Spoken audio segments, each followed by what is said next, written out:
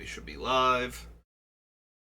So, I was trying to check Arena to see if I wanted to do midweek magic before work instead.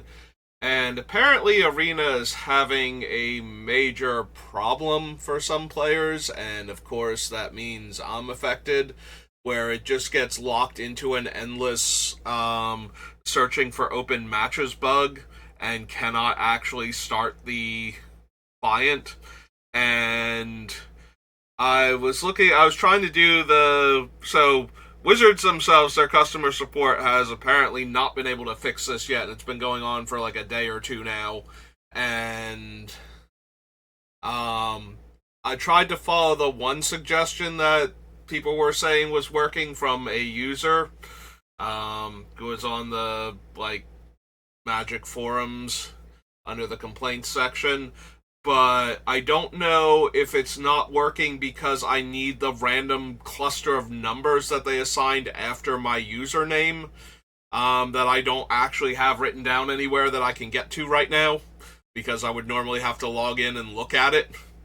But I can't seem to find the specific temp file that is causing the issue that if you don't get rid of it, like restarting and everything doesn't do anything to fix it. So that's why I'm starting super late today, is because I've been trying to do that for like an hour now.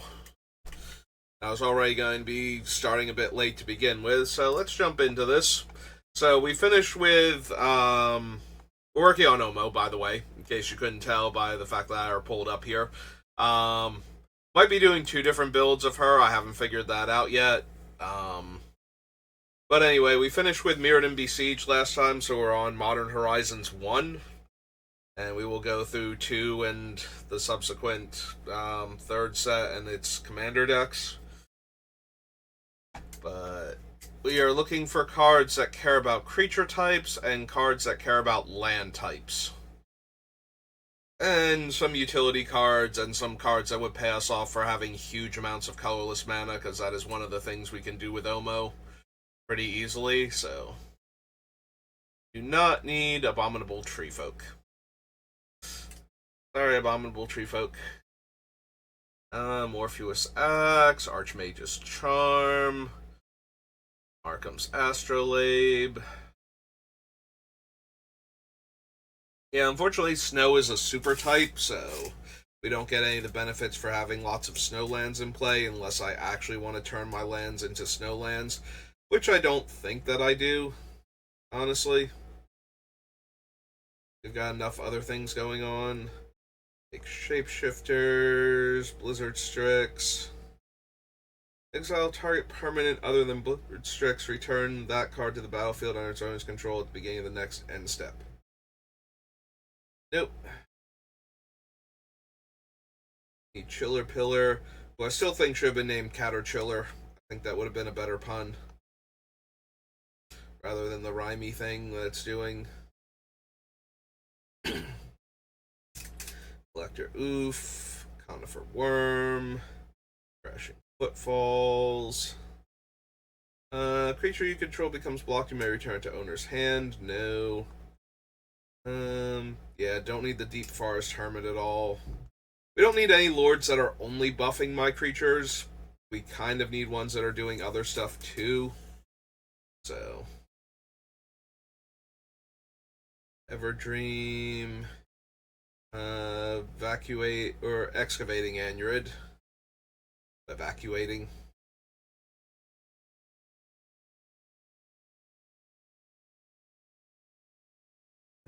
Don't need the Seer.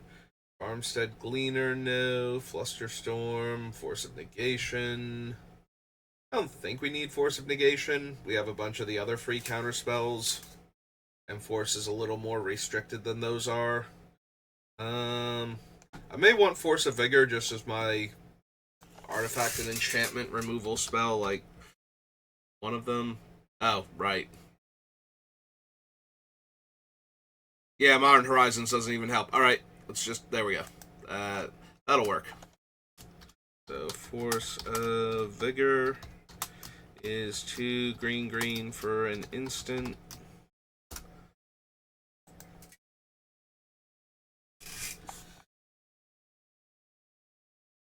Fountain of Ichor, Frostwalk Bastion,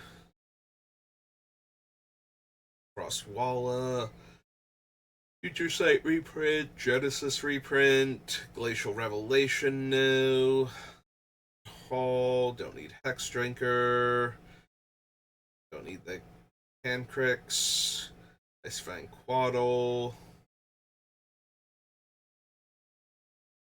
I don't need the Lesser Masticore, allow more Tribe, Lager Slumber.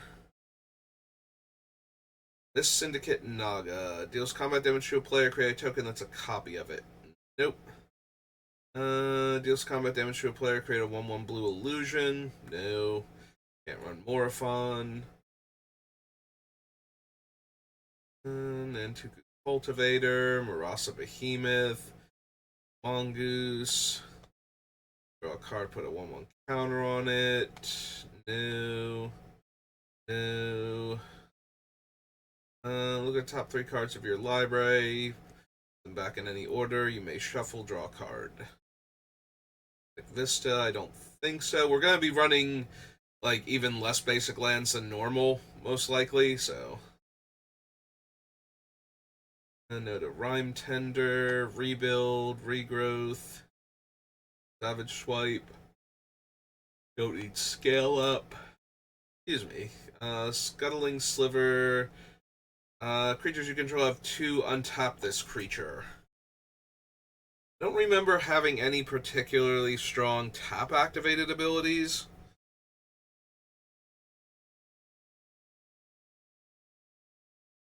Creatures have to be a ninja when they enter for that to work, so no to that one.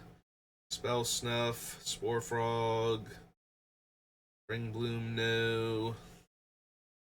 No. Sinew and Steel, Truth and Justice, Tempered Sliver.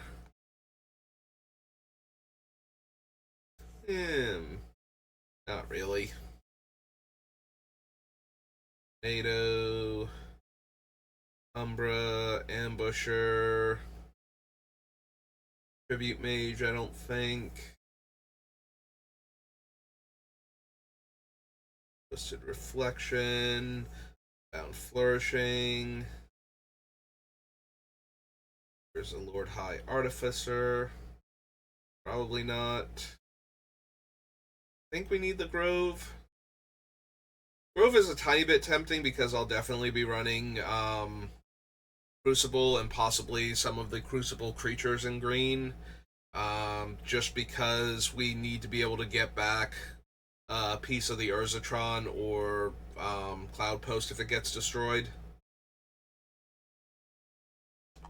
So maybe Waterlog Grove is also worth considering because of that. Like, it's not the best, but being able to just sack it and replay it multiple times, like each turn cycle, is better than doing nothing. So, oops. Yep, all better. I do not need Webweaver Changeling, Caller Aven, and Winter's Rest. Alright. So not much from Modern Horizons 1. On to Modern Horizons 2. Yeah, it's kind of hard to search for Modern Horizons 3 when I have all of my stuff for, when I post this video, I'm going to need the keywords, and the fact that it's a Modern Horizons 3 commander means Modern Horizons has to show up. I have the information for when I want to set up a draft, assuming they ever mess up Magic Arena. I have harsher words for that, but yeah, when you need somebody in your community to figure out where you're going wrong and tell other people how to fix it, and it doesn't necessarily work for some people because they don't know the information they would need because they can't get into their system to do it in the first place. Might want to get people on that. Maybe if we didn't lay off, huge chunk of the employees in order to make the sales numbers look better, or the money income to look better. Throwing that one out there, Wizards. Or Hasbro. Because it's not really Wizards' fault. It's the executives in Hasbro that are so desperate to make their shareholders happy that they're chopping off their own legs. And are also the ones responsible for the relentless release schedule. But at least I can't blame them for Universes Beyond. That was just Wizards trying to figure out how to make the most money possible so that they'd shut up, and it actually worked, to my frustration. Anyway, enough ranting about how bad a company Hasbro is, because if you don't already know that by now, then you only play the game and completely ignore any of the news surrounding any of their games.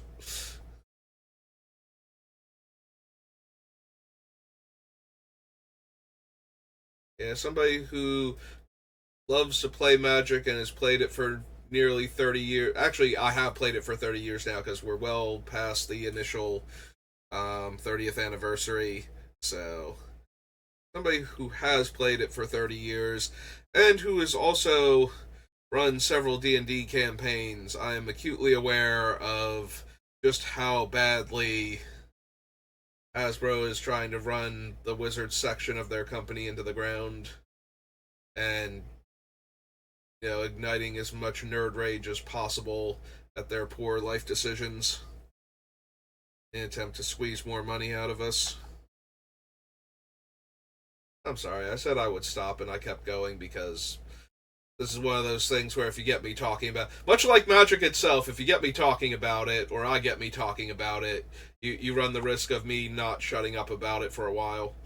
Alright, so we didn't need Abundant Harvest.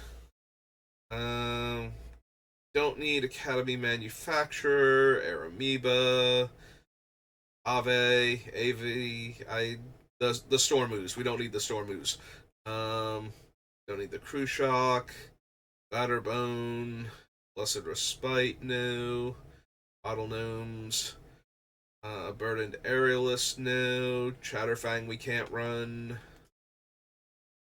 Chatterstorm, Chitter Spitter. If you do, put an acorn counter on squirrels you control, get +1/+1 for each acorn counter. Green tap, make a squirrel. Similarly to other mass pump effects, like, we'd probably just be better off with oh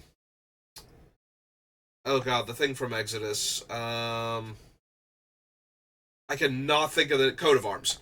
I was blanking so hard on the name on that thing. We probably just want Coat of Arms, because then all of our creatures will be like all types, and everything will get bonuses as we keep putting more and more everything counters on our creatures. So, do not need Combine Chrysalis, Crack Open, Deepwood Denizen, new, Jeremo Taxi.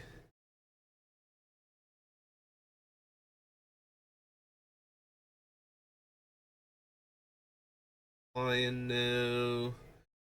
Believe we need Said and Done. I don't think we need Dress Down for this either. Don't need Endurance.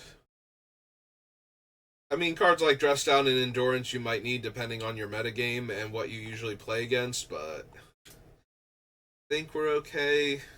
We're just building the deck without them and then figuring that out later.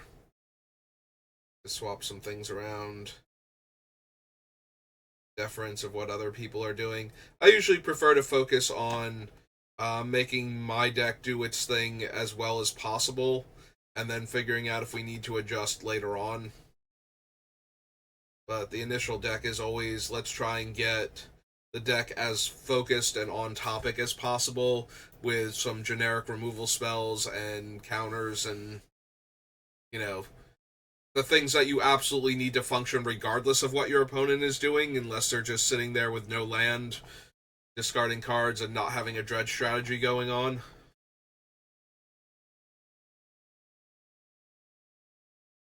Hard evidence, no. Heard Bailoff. Think so. Can't run Ignoble Hierarch, Inevitable Betrayal, Jade Avenger, Glide Cobra, Junkwinder, Cauldra, Coding. Whenever another non-token creature enters the battlefield under your control, investigate. Sacrifice X clues. Target opponent reveals the top X cards of their library. You may put a non-land permanent card with mana value X or less from among them onto the battlefield under your control. The player puts the rest on the bottom of their library in a random order. No. Mental Journey, Mistfall Bridge, Misty Rainforest, Skellion, Murktide Regent. Oh, Murktide Regent. I was so mad at this card at first because it wasn't Ragavan, it wasn't even Urza Saga. I opened 2 boxes of the set and got like almost a playset of Murktide Regents and no Ragavans, 1 Grief, no Fury, no Subtlety, no Solitude, no Urza Sagas. Like, I was missing so many of the money cards from the set, and I got 3 Murktide Regents, and I was so mad at this card until it finally started doing stuff. I think one of them's even foil.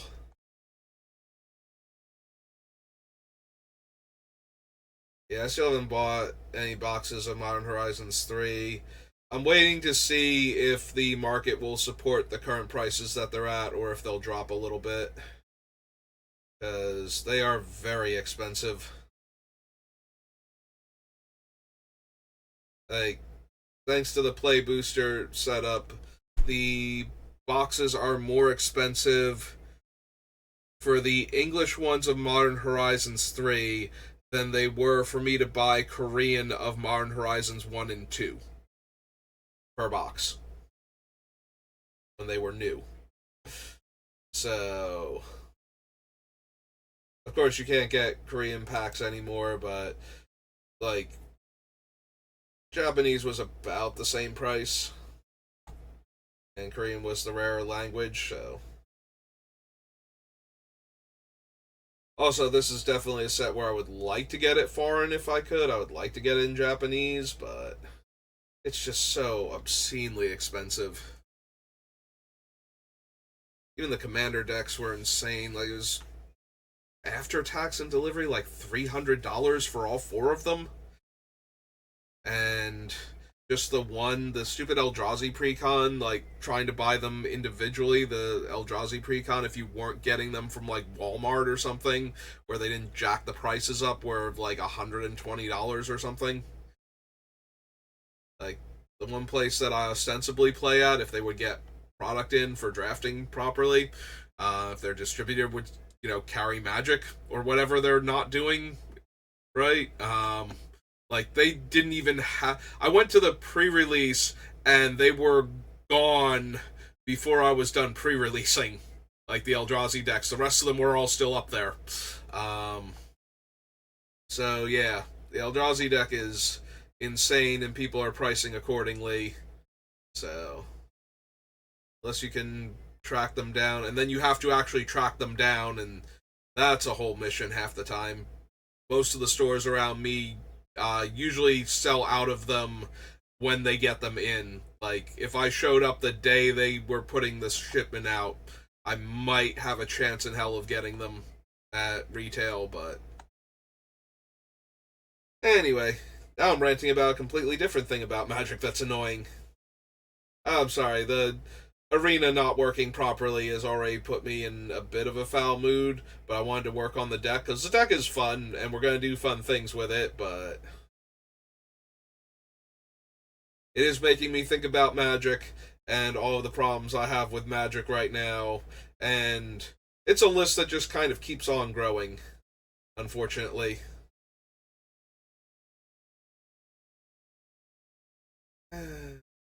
The biggest problem is I don't know what I would do with myself if I actually quit Magic. Like, if I legit sold all my stuff and got completely out of the game, because if I sell all my stuff, I'm never getting back into it. Like, the stuff I have does not go down in price. It just keeps going up. Like, Power and Moxen and all the other reserve list cards and all of that. So, if I were to sell all of that, which would be a monumental task in and of itself, like, I would have to get in touch with one of the major um, secondary market companies. Like, Channel Fireball doesn't do sales anymore, so it'd probably have to be like I need somebody that can afford to buy my collection, basically. So people like Card Kingdom, Star City, I think Cool Stuff Inc. does sell like singles.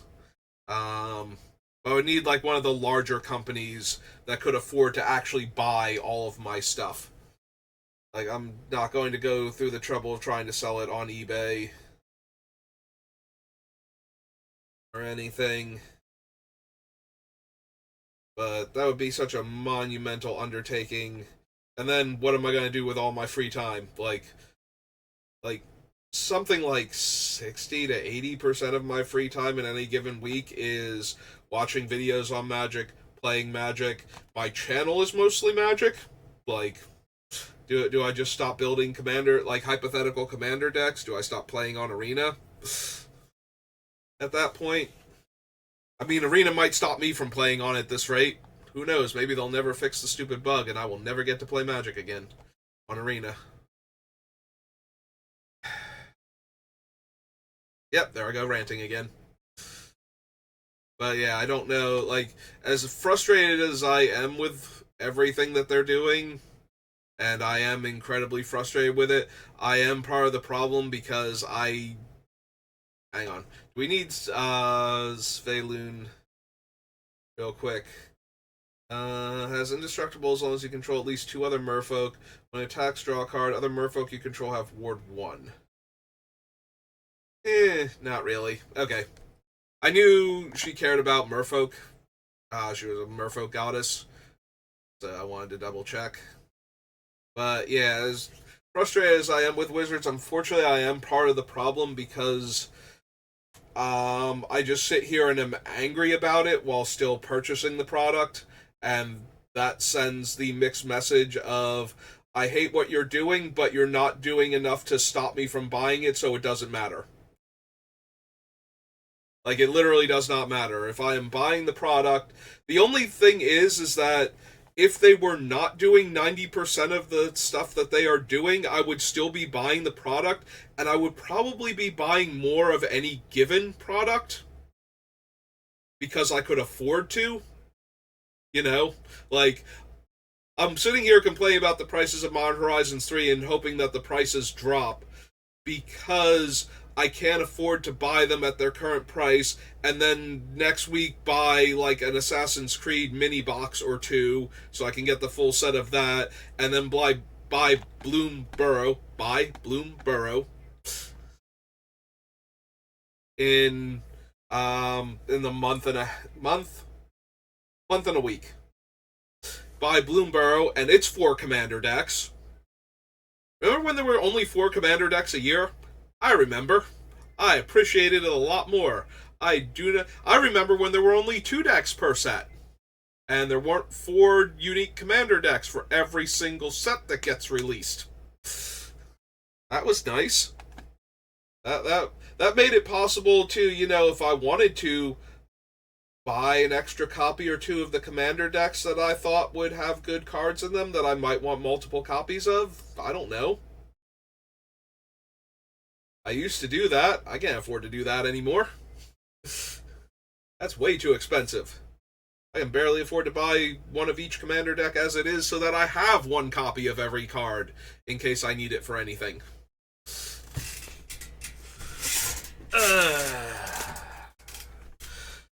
Yeah, no, I could never get into Magic at this point because I want everything. I don't like being the person. The reason why I have everything from back in the day is because I don't like being the person that can't play whatever is the good deck. Like, I don't get as emotionally attached to the decks to the point where I will keep playing the bad deck instead of playing the new good deck because I like the old deck and I've grown attached to it. I will play whatever is good. I have preferences. So if multiple things are good, I can play the one that I'm most comfortable with. But I want to be able to play whatever is good at the time. And that kind of spike mentality means that I don't like not being able to play the deck because I don't own the cards to it. And thus do I have everything. Or at least one copy of everything. There are like I can't play Dredge in Vintage because I only have two Bazaars. And that still hurts me deep down inside. But I can't afford to buy Bazaars right now because I can't afford to buy Modern Horizons booster boxes. And I mean, I can, but if I keep buying everything at full price on release and things tank in value, because they don't really go up, they just kind of stay where they're at for extended periods of time if they're selling well. Like, it's not like they sell completely out of the boxes and then you can't get them at the price they were selling them at before from, like, somebody else on the internet that has decent feedback. But sometimes they go down. Like, I still regret buying Murders at Karlov Manor when it first came out, because that was the first Play Booster set, and I did not realize that if the set was received poorly, it would crash that hard, and I could have saved almost a full booster box price by not buying them in the first week. So that one hurt. So I waited until literally Modern Horizons 3 came out to make sure Thunder Junction was going to hold its price. I still saved I probably saved off of the initial thing like $30, $45 on the 3 boxes. Between not getting them at the initial price and then finding them for like a few dollars cheaper each. The week Modern Horizons 3 pre-release happened, so. But yeah, no, Magic is expensive, and I do not blame anybody who looks at it and goes, no, I don't have the money for this, because it's just a relentless onslaught of new products every year now. And it's been that way for like 4 years, 5 years, something like that. And it just keeps getting worse. So. Yeah, I'm doing it again. Like, like I said, once I get started, much like talking about Magic in general, once I get started, it is impossible for me to stop. Like, I'll just keep looping back around. Fortunately, I don't think we've missed anything from this set, because most of the blue-green stuff was Tokens Matters. And there's, like, a bunch of Counters Matter stuff, but there's no real Creature-type Matters things on any of these, so I don't think we missed anything that I would want. We're not really a tokens deck, so Timeless Witness costing more than Eternal Witness is actually an issue for it instead of a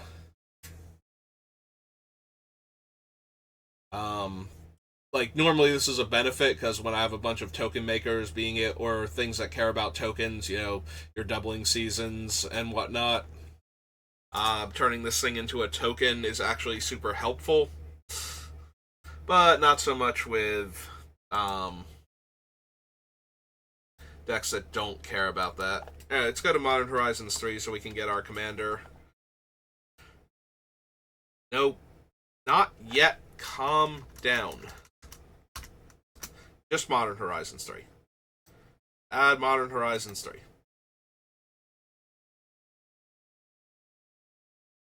Add the commander in a second. Alright, we don't need any of the energy cards. Amphibian Downpour, not really.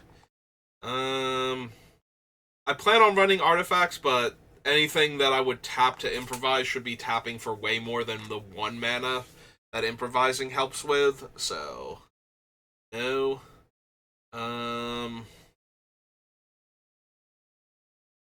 So I've had a lot of decks where I've been running like mediocre lands in order to give haste to creatures like Flamekin Village or Handwire Battlements or things like that. So in decks like those, I think Arena of Glory should probably just replace those straight up because you don't go down mana on Arena of Glory the turn you're casting. So it's not you have to spend because normally you have to spend a mana and tap the land, and it just causes the creature to have haste. Like the Flamekin Village is just red tap, creature gains haste, and Wire Battlements is the same. So Arena of Glory, you do red tap, but then you get to red, and then you get to cast the creature. The downside is you don't have Arena of Glory the following turn. But I think Arena of Glory should be swapped. Like any of the decks that I've built recently that are running those lands should swap them out for Arena of Glory because of that. And I do want my creatures. Oh wait, what am I doing? I'm sorry. They should be swapped out, but we're building a blue-green deck. I'm sorry, I forgot because it's a land. I'm looking at like, oh yeah, I can put that in. It's like, no, you can't, you idiot. It makes red mana. Your commander is not red. I know I wanted to have haste and hexproof or shroud or something, but so yeah, do make that swap with all the other decks I've been working on that run those cards. But yeah, we can't actually put it in the deck because we're green. Maybe if I focus more on the deck building and a little less on ranting about, the state Magic's in right now, we wouldn't have these problems. Alright, so we don't need the energy cards. I don't think we need Birthing Ritual either. I don't think that's particularly helpful. It's putting the creature directly onto the battlefield, so we're not getting the cast triggers from the Eldrazi. And I think we can do better than that.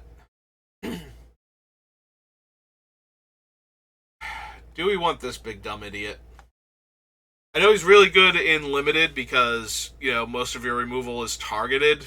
There are very few Wraths in the format, and most of the targeted removal isn't colorless, so this thing just kind of is untargetable, and therefore has to get killed in combat, where it gets to Annihilator 2 first. But in actual Commander, it's just going to get killed by any number of a dozen Wrath effects. Or getting blocked in combat. Possibly by like a 9/9 or something. Because it's Commander. Yeah, I don't think we need this one specifically. I do like it's okay. The life gain is fine. The fact that it's not going to get killed by most targeted removal is fine, but it's still not quite good enough. Not anything I need. Consigned to memory. Don't think we need depth. Ooh, excuse me, depth defiler. Choose one if it was kicked. Choose both instead. Turn a creature to owner's hand and draw 2 discard. Yeah, we don't really need that. Do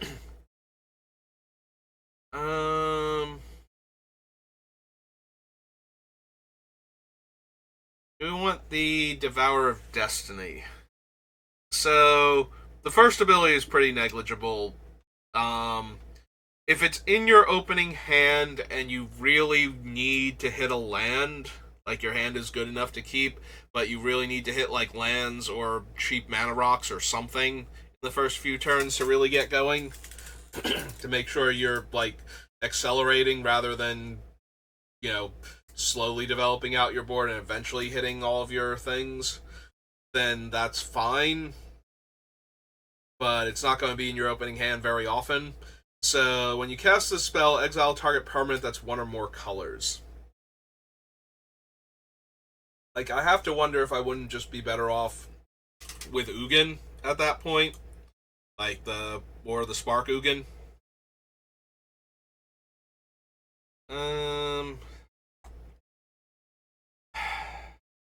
So the upside to Disciple of Freyles is that I can sacrifice huge creatures that we're potentially ramping into in order to gain a bunch of life and draw a whole lot of cards. That being said, excuse me. Sorry. Um, we don't have a ton of room for non-basic lands. Like, a lot of our non-basic land slots are spoken for already. So using the Disciple in the land slot is not the best, and I don't think I would devote a spell slot to it, even though I could potentially have um, an extra land when I need it, because the deck's going to be fairly mana hungry. Dreamtide Whale, no. I don't think we need the Drowner of Truth at all. Drownyard Lurkers, kind of whatever. Honestly, if we're casting the Eldrazi Titans and they're doing their thing, Echoes of Eternity is just feels like a win more card when they're only going to amount to like less than 10 cards in the deck. So I don't think we need, because we're going to have at most we can only run 8 out of the 9 Titans to begin with. I don't know that we're running all of them. Sorry. A little bit raspy, and I think I need to change the water filter because my water does not taste. My water has a flavor to it, and that's not. It's not good to begin with, and the fact that it has one at all makes me think that the water filter in the pitcher needs to be changed or something. Anyway, so we would have those 8 plus Cityscape Leveler would probably make it, and then like what, 4 other large Angry Eldrazi. I don't think we're running It That Betrays because we don't make our opponents sacrifice things otherwise. Trying to think which ones we would even be running out of the giant ones. Maybe the one that exiles a permanent on cast and can be brought back by sacrificing lands, that's in green, and the one that untaps every turn and has a bunch of, like, spend a bunch of colorless mana and tap it to do different things. Like, it can draw cards, it can ping players, it can tap creatures, I think are its 3 modes. Like, maybe that one. So those are all of the Eldrazi. Also, most of those are legendary because they're the Titans, so getting the copy of them isn't helping. And the copy of their abilities,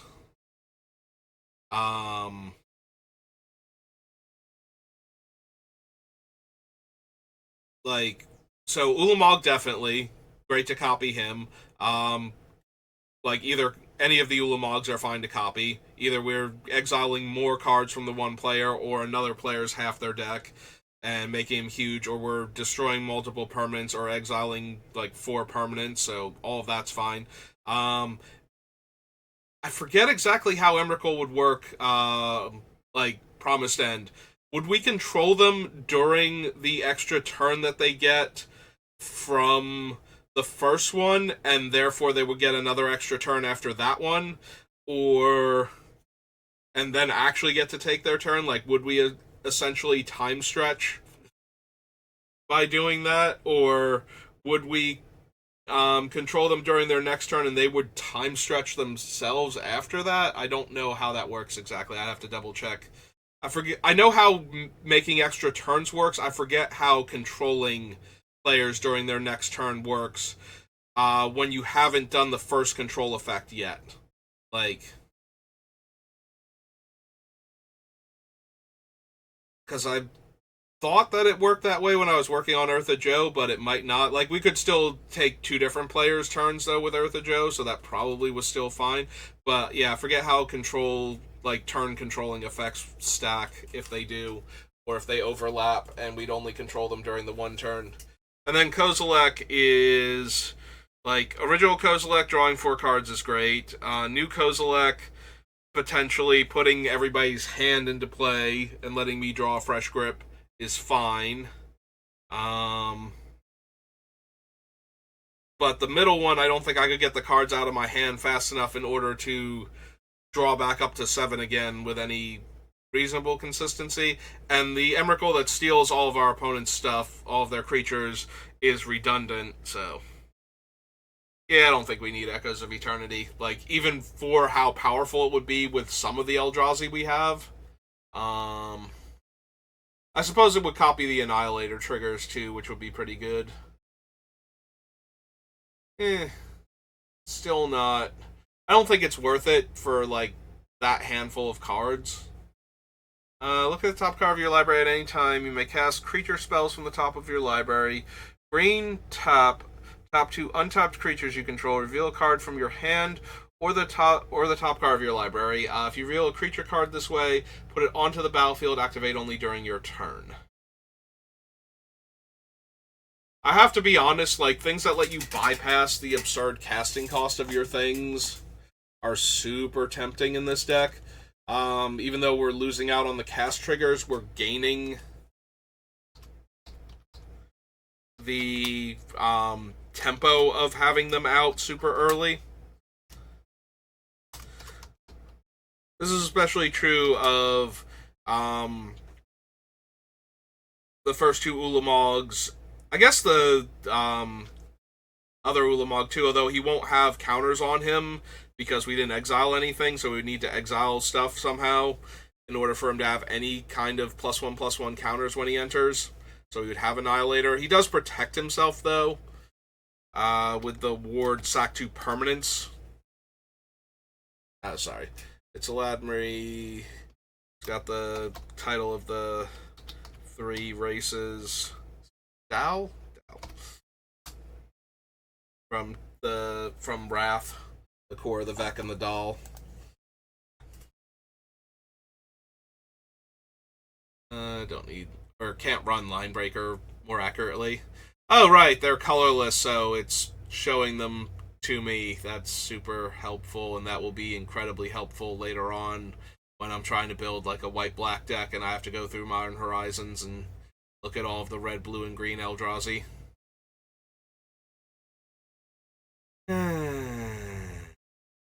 Anyway. Alright, so there's Emrakul. And we will want Emrakul. Like I said, we're probably running most of them. I don't know that we're running all of them. She is 12 for an Eldrazi. 12.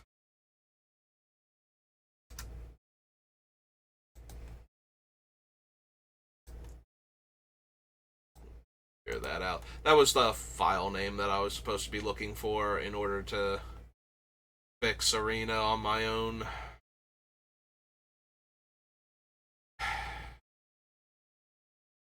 Not gonna rant. I can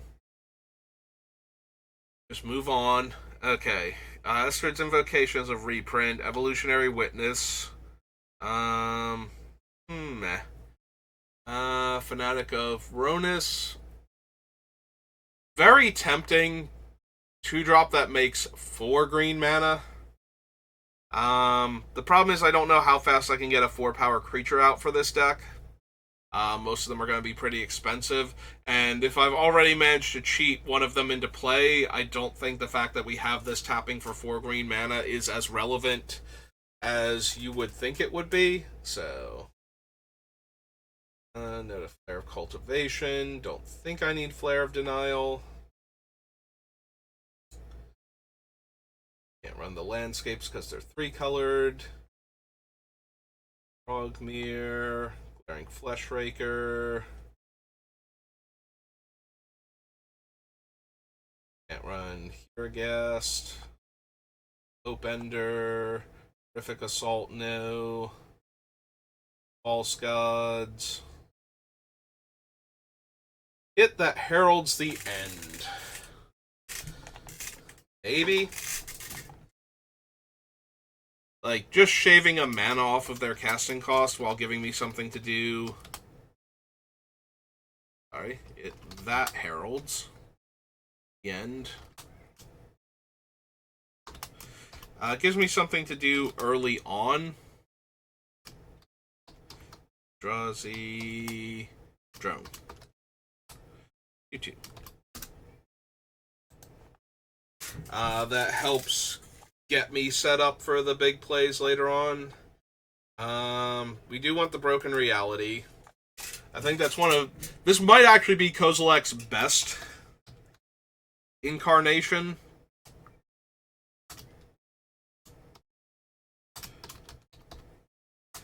I don't know. The Butcher of Truth is still really strong. I think his middle one is the best for actually being the commander of an Eldrazi deck, like back when we did not have the 5 colorless option.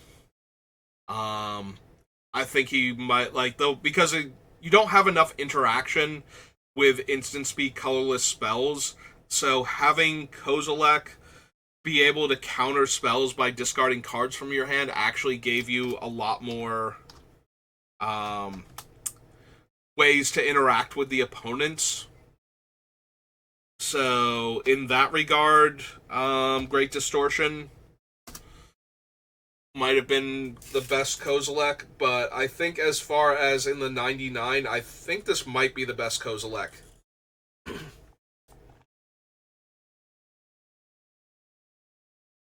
Do we want his command? Target player creates X spawn. Target player scries X and draws a card. Exile a target creature with mana value X or less, or exile up to X cards from graveyards. I do like that it's an instant speed removal spell that can also let me generate large amounts of mana. Like, take the decent amounts of mana I currently have and just ratchet it up for the following turn. Seems good. So maybe. Wait, it doesn't mind Kozilek. It thinks Kozilek is a real word. Okay. X, colorless, and it's an Eldrazi instant.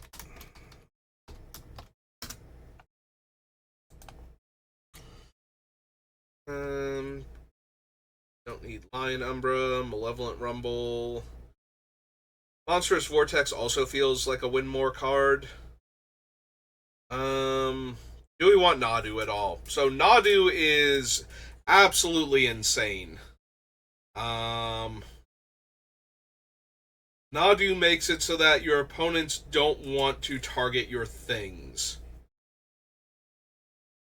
Because if they target your creatures, you will get cards. You might ramp, you might not, but you will always get cards off Nadu. So Nadu might be the most powerful card in this set for Commander. For a while now, I've had on the back burner a build for Orvar the All-Form from Kaldheim, and I think Nadu might be a slightly more powerful Orvar. And I think Orvar, built properly, might be one of the most powerful commanders I've ever seen. So the fact that Nadu might actually be better than him is kind of terrifying. It's less combo potential. Like, the ideal opening start from Orvar will basically win you the game turn 1, whereas Nadu just generates absurd value. So, best case scenario, Orvar is still stronger, but I think in the abstract, when you're just playing the games normally, if you don't hit the absolute nut draw with Orvar, I think Nadu is actually stronger. Like, Nadu is going to win long games that Orvar would struggle in. Because where Orvar is making infinite copies of the things that you have, Nadu is getting you to the things that you need to have in order for those infinite copies to be relevant. So, also, you still run Orvar in Nadu just to get all of the value. But yeah, I think Nadu might actually be the strongest card in this set for Commander. Like, he just looks absolutely absurd. So I'm wondering if we just jam him in there for the raw power. Like, I think it's possible, like, if you're not maining Nadu as your commander, that he should probably be in your 99 if you are blue and green and have creatures in your deck. Which is most commander decks, so that are blue and green. Bird Wizard. Yeah, normally I try and avoid the raw power level inclusions that aren't on theme and aren't like utility, like removal and stuff. But I think I need to test out Nadu in basically all of my blue green decks. So we're gonna add him in and see if we have room for him. Um, if we don't, we can still cut him, and you can go back and add Nadu if you need the raw power upgrade that he offers, because he definitely seems to, at least. I feel like he is obscenely powerful in Commander, and I could be wrong about that. Maybe he's not as good as I'm giving him credit for, but he reads as though maybe just like every time you play him, somebody wraps the board because they don't want to target your stuff, and you need to play him in a deck that where you can target your own stuff by like giving him indestructible and things like that in order to save him. Um, do we want Path of Annihilation? I don't think we're going to be running whatchamacallit's there are two cards. It's Awakening Zone and Otherworldly Intrusion or something. One of them makes the Scions, the other one makes the Spawns. I don't think we'll be running either of those, even in the Eldrazi build. Like, this is not a pure Eldrazi deck. We are just able to ramp super well, so I don't think we need other ramping cards. Like, I got a little distracted for a moment because, I'm planning on casting these giant Angry Eldrazi. Maybe I want the things that make that go faster, but I don't think we actually need any of them. Planar Genesis is fine. I don't think we need that. Shadow of the Second Sun, no. Drifting Woodland. Shrug, fine, not necessary. 6, also fine, not necessary. Also, 6 has the problem of milling original Ulamog or Kozilek and shuffling them all back in so that we don't get the added value.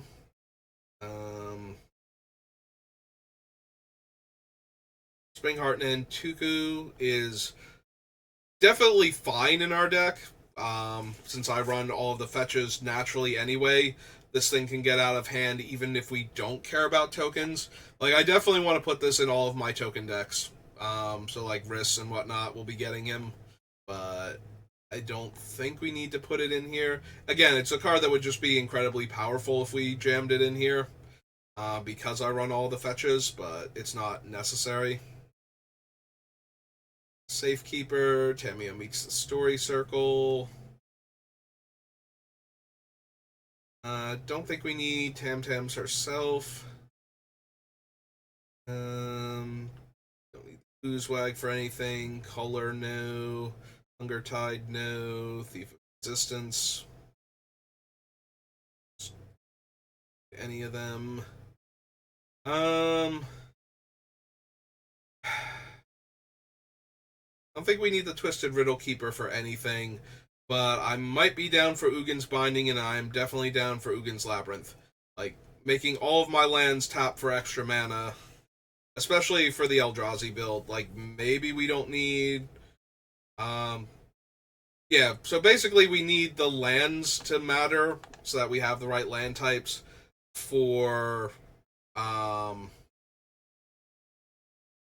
the Eldrazi build, because we'll need our lands to be able to make all this extra mana. But I don't think we will need them for the creature type matters at all, because I don't think we're running any of the Eldrazi or any of the giant top end that these would enable. So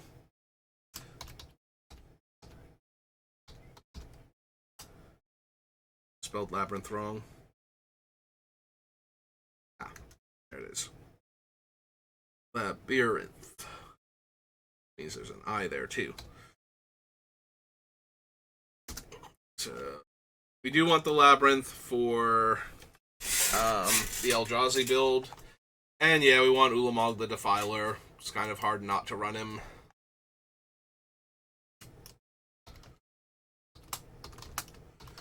I do think this is the weakest Ulamog out of all of them. This is the first Ulamog that's not just straight up indestructible, so I do think he is the weakest because of that. The other ones being indestructible just means they dodge. Your opponent has to have things like Farewell or Swords or Path or something, and they don't want to bounce your Eldrazi with a cast trigger that you can hard cast. So that takes away a lot of their outs. I'm wondering if we want Ugin's Binding, and we probably want to consider that one also for the Eldrazi build, because Cyclonic Rift is absurd. So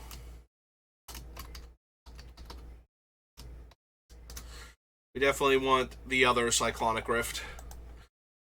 Urza's Cave we do need, because that will let us fetch all of our other things. It is in fact another way to get like the Urzatron or Cloud Post. Get them going. Don't think I need Vexing Bubble. Or Escape Battle Mage is fine, but nothing essential. Winter Moon kills us. And I believe that's it. Alright, we're on 57 minutes, but I spent a lot of time ranting, so real quick, we're going to do Modern Horizons Commander.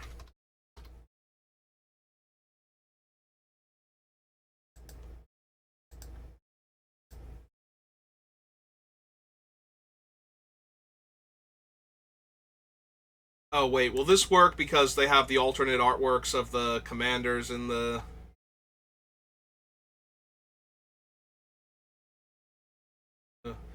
Seems a little disjointed. Yeah, let's go over here and go to Scryfall and do it.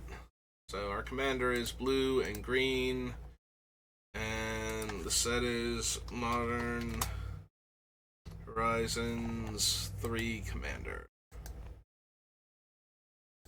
And set number.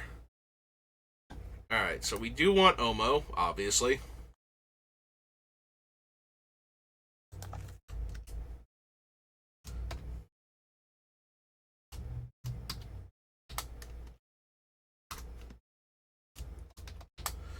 Omo, Queen of Vesuva.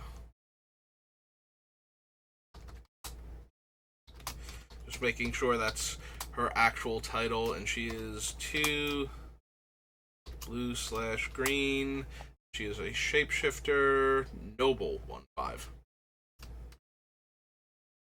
Shapeshifter, noble 1/5.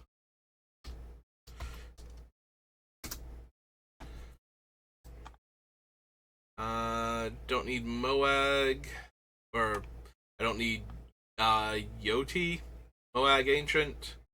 Confluence. Choose 3. You may choose the same mode more than once. Target creature gets +3/-3 until end of turn. Exile target non-land permanent, then return to the battlefield tapped under its owner's control. Or create a 1/1 colorless Eldrazi Scion. Nope.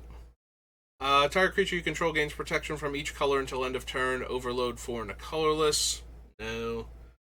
If you have combat on your turn, switch the power and toughness of each of any number of target creatures until end of turn. No. Each player chooses a color, then exile each permanent unless it's colorless or it's only the color its controller chose. I think so. Spawn Bed Protector. Beginning of your end step, return up to 1 target Eldrazi creature card from your graveyard to your hand. Create 2 1/1 Scions. Attack, choose odd or even. Creatures with mana value of the quality can't block this turn. Each other colorless creature you control has Bloodthirst 2. And Dreadsire's Vigilance. Ward, sacrifice a permanent with mana value 1 or greater. Tap, create a 10/10. No. No to all these Eldrazi cards. Deals combat damage to a player, get that many energy. At the beginning of combat on your turn, pay 2. Becomes a copy of another target creature you control, except it has the energy clause. 6 mana, 7/8. Cast this spell for each opponent. Choose a creature that player controls. Create a token that's a copy of one of those creatures, except its power is equal to the total power of all the creatures, and toughness is the same for toughness, and it's a colorless Eldrazi. You may have copy land enter the battlefield as a copy of any land on the battlefield, except it's an enchantment in addition to its other types. Yeah, I probably want copy land, if I'm being honest.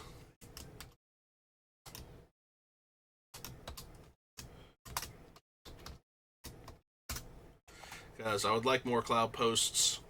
Nothing else.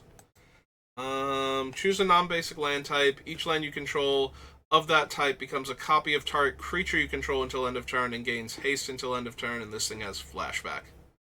So basically animates all of my lands into copies of one of my creatures while Omo's doing her thing. Turn a land you control to its owner's hand, draw a card, then discard a card unless that land had a non-basic land type. Yeah, don't need that. Myriad, Chittering Dispatcher, leaves the battlefield, create a 0/1 colorless spawn.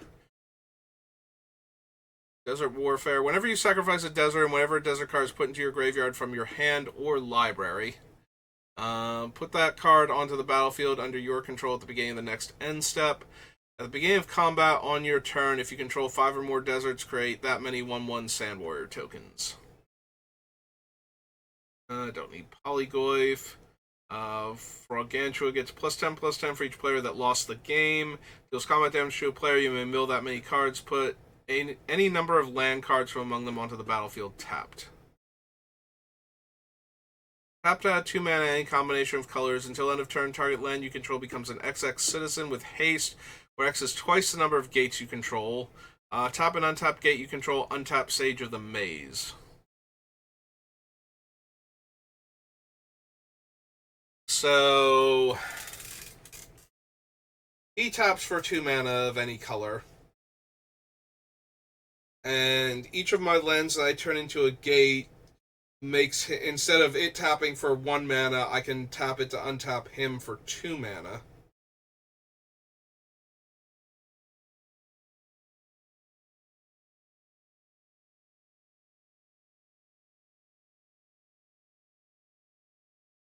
We actually want this, though. We're only running like 3 actual gates. So we have to turn all the other ones into gates with Omo, which is okay because we kind of desperately want to do that anyway. Do I need a 3 mana dork that taps for 2 that will eventually tap for like 8 or 10? Is that worth it?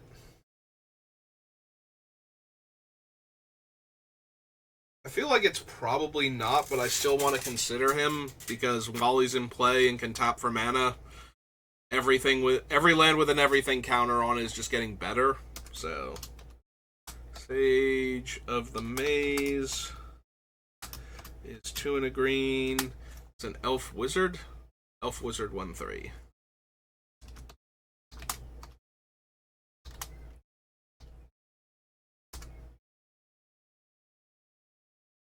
Aggressive Biomancy. Create X tokens that are copies of target creature you control, except they have, when this creature enters the battlefield, it fights up to 1 target creature you don't control. Probably not. Conversion Apparatus. I think so. Do not need Stone Idol Generator. Tap, pay 1 life, add 1 mana of any color that a land you control could produce. 3 tap, you may put a land from your hand onto the battlefield tapped. 1 tap, sacrifice Horizon of Progress, draw a card. Oh, it actually is a Horizon. No, I missed that joke originally. That's name was Horizon of Progress, and you can sacrifice it to draw a card, and it taps for mana, but it deals you damage.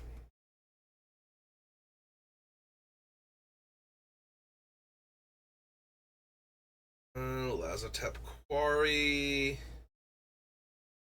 Exile target creature with mana value X from your graveyard. Create a token that's a copy of it, except it's a 4/4 black zombie. Activate only as a sorcery. I don't think we actually need Planar Nexus because this is already an ability that we're giving out anyway. So, when Palace enters the battlefield, tap, add blue. 1 blue, tap, exile 7 cards from your graveyard, add blue, then spend this mana. When you spend this mana to cast, or I'm sorry, to activate an ability, copy that. No, wait. Cast a spell or activate an ability. Okay, just can't read. Copy that spell or ability, you may choose new targets.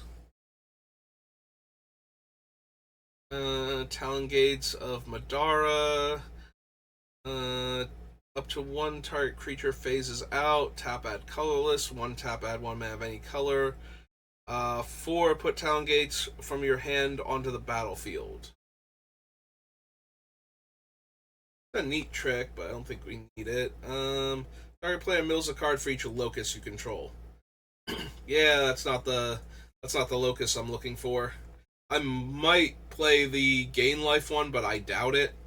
Endbringer. That's the Eldrazi I was trying to think of before. Endbringer was the one. And there's Ugin too. Alright. So we ran a little over time because I got ranty and I wanted to make sure we got through enough stuff for the hour. So I do apologize for being a little more down than normal. But yeah, it's been a little bit frustrating, and it just kind of boiled over with the whole arena thing not wanting to work. So, but yeah, that's gonna do it for me for right now. So thank you for watching, and I will see you next time. Have a good rest of your day.